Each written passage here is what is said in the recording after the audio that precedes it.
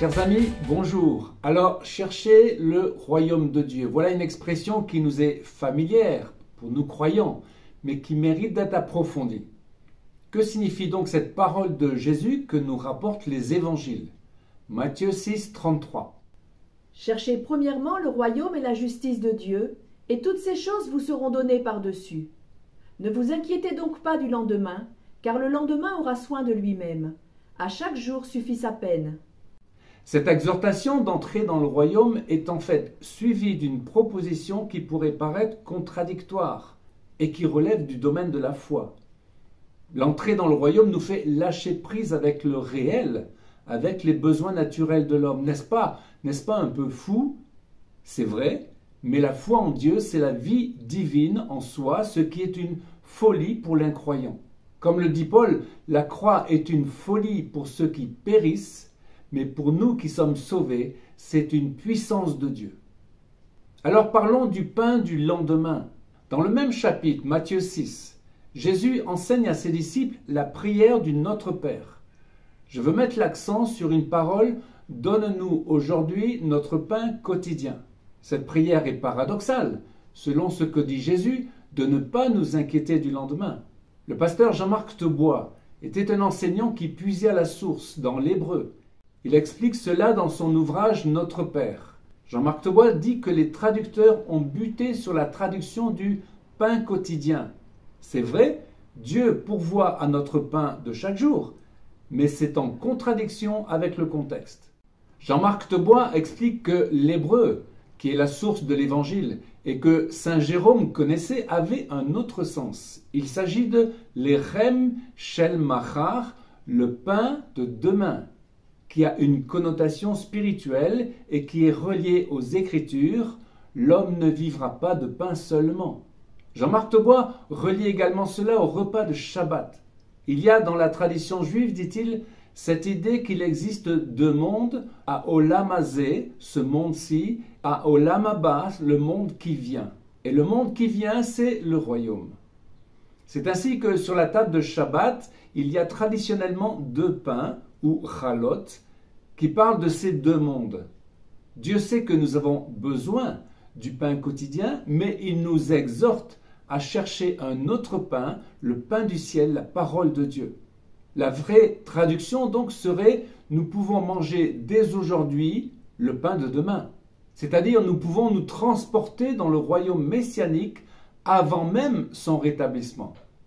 Il y a cette expression dans les évangiles « repentez-vous ». Cela nous aide à comprendre cette même exhortation de Jésus. « Repentez-vous car le royaume de Dieu est proche ». On aurait tendance à traduire « renoncez à vos péchés, tournez-vous vers Dieu ». Or, sans la grâce, sans Dieu, l'on sait que c'est impossible. Dans Lamentation 5, Israël dit « Fais-nous revenir vers toi, ô Éternel, et nous reviendrons ». C'est donc une autre version que nous devons garder. Le royaume de grâce est là, faites teshuva, changez d'état d'esprit et renoncez au mal. En fait, nous devons crier à Dieu pour qu'il nous aide à changer. Disons les choses, le royaume était présent avant la naissance de Jésus. Dieu était déjà le roi des Juifs. Mais comme le dit David Stern, la Bible juive complète, l'arrivée de Yeshua a fait faire un saut quantique à l'expression terrestre du royaume, car tout ce que Dieu est dans sa plénitude habite corporellement en lui. Une pensée juive est intéressante concernant le Baal Tshuva, le maître de repentance. Le Baal Tshuva est semblable au parfum du Mishkan, du tabernacle. Il sent magnifiquement bon, car il y a, comme dans le parfum qui brûlait sur l'autel des parfums, un élément qui a une mauvaise odeur. Paul le traduit ainsi, Romains 5, 20.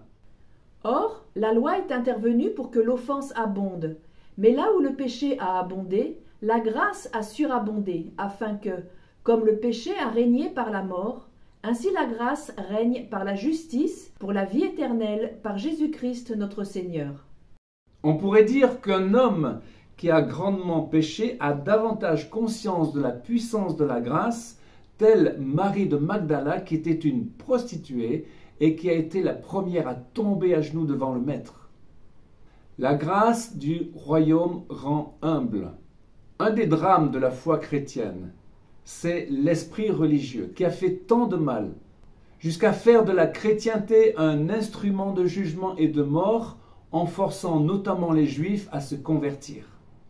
Cette chrétienté est bien loin du Dieu de la Bible, du Dieu de la grâce. Il nous appartient alors de faire acte de repentance et de rester humble. Le Père Céleste a pour tout homme un amour incommensurable. L'amour de Dieu est également inconditionnel. Comme dit la Bible, Dieu fait pleuvoir sur les justes comme sur les injustes.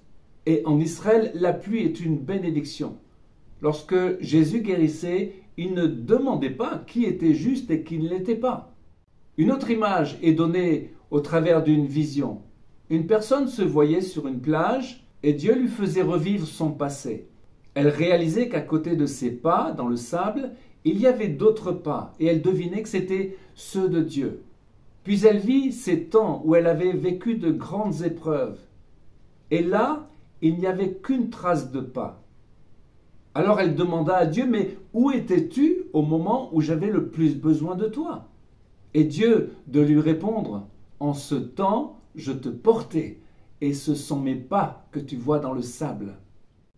Nous le lisons dans les évangiles. Pierre, qui se sentait fort et qui jurait qu'il n'abandonnerait jamais son maître, a renié Jésus 3 fois avant que le coq ne chante. De même, Thomas, qui avait vu de ses yeux tous les miracles que Jésus avait faits, douta de sa résurrection jusqu'à ce qu'il puisse, comme il l'avoue, mettre ses doigts dans les trous de ses mains et dans la plaie de son côté. Lisons la suite, Jean 20, 26. 8 jours plus tard, les disciples étaient de nouveau réunis et Thomas était avec eux. Jésus vint alors que les portes étaient verrouillées. Il se tint au milieu d'eux et leur dit « Que la paix soit avec vous !» Puis il dit à Thomas « Place ton doigt ici, vois mes mains. Avance ta main et mets-la dans mon côté. Ne sois donc pas incrédule, mais crois. » Jésus ne reproche pas à Thomas son incrédulité. Tous les héros de la Bible sont passés par le doute. Dieu connaît nos faiblesses, nos fragilités, car il sait que la chair est faible. Et toute notre vie, il y aura un combat entre la chair et l'esprit. Alors, les amis, nous devons revenir à la source. Nous devons comprendre une chose concernant le royaume de grâce. Si nous levons les yeux vers la croix, si nous nous repentons et devenons une nouvelle créature en Jésus-Christ, nous sommes pardonnés. Dieu pardonne tous nos péchés, ceux de notre passé, ceux d'aujourd'hui et ceux de demain. Si nous tombons, Dieu nous relève, il n'y a pas de limite au pardon de Dieu. 70 fois, 7 fois, nous dit Jésus. C'est sans limite. Pourtant, il y a une condition pour retrouver la paix, lorsque nous tombons dans l'ornière du péché, et c'est comme l'antidote au péché. Lisons ce passage, 1 Jean 1, 9. Si nous disons que nous n'avons pas de péché, nous nous séduisons nous-mêmes, et la vérité n'est point en nous.